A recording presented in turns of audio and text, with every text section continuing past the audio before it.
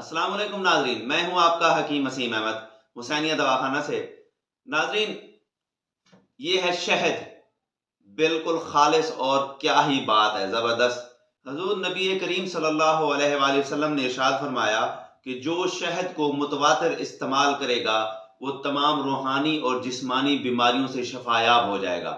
आप सल्लल्लाहु अलैहि वसल्लम का तरीका था कि आप सर्दियों में इसको नीम गर्म पानी में डाल के इस्तेमाल करते थे, जबकि गर्मियों में इसका शरबत बनाकर इस्तेमाल करते थे। शहद का अगर 1 चम्मच रोजाना इस्तेमाल कर लिया जाए तो यकीन करें ये आपके मैदे को तकवियत देगा।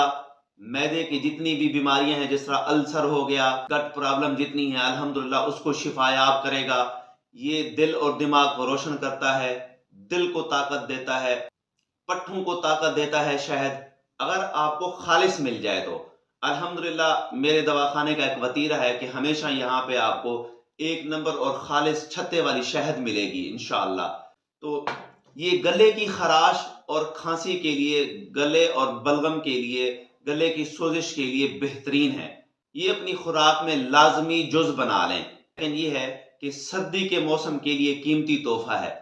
अगर जैसे ही शदीद सर्दियां शुरू हो जाएं तो इसको इस्तेमाल करना शुरू कर दें, अपने नन्हे मुन्ने प्यारे बच्चों को भी खिलाएं।